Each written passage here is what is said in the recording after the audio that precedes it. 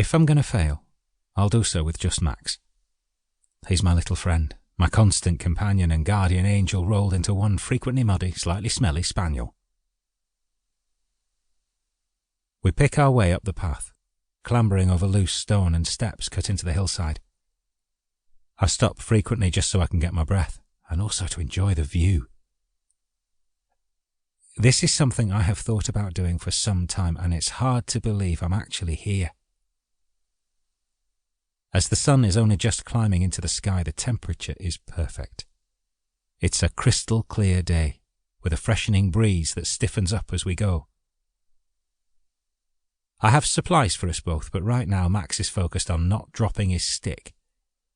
He's just picked it up from a gully, and I can be sure he'll carry it all the way to the top and back down again. Once he commits to something, he never gives up, and I remind myself of this as I battle my misgivings about coming so far. It had taken us over half a day to drive here from my home in the Lake District. The journey turned out to be torturous for me. It was probably the furthest I'd gone since my life changed so dramatically several years previously.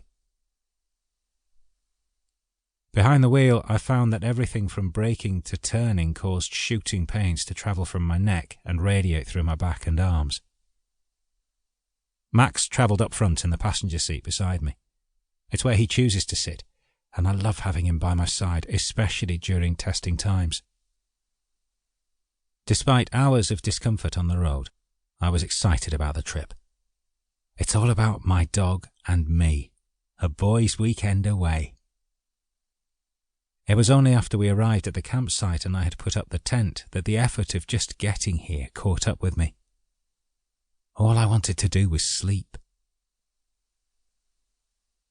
It was the first time that Max had spent a night under canvas, however. I wasn't even sure he'd settle. He sniffed around while I laid out my sleeping bag and his blanket. Then I invited him inside. Max slipped in without hesitation, curled up as if this was where he belonged. And that was that.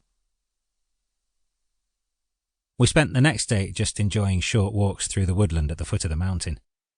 I needed to rest. Part 1.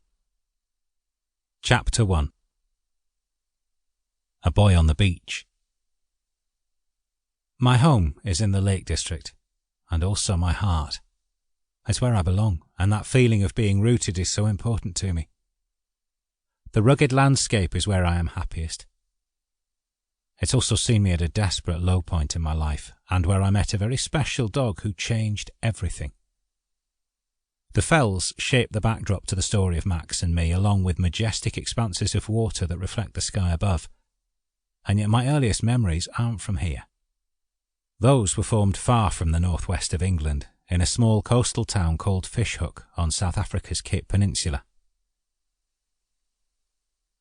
I was born in Shropshire, the youngest of 3 boys. I've never known why we were there when I arrived. We just didn't stay there for long enough to set down any kind of roots. My dad was a naval engineer. He spent a great deal of time at sea.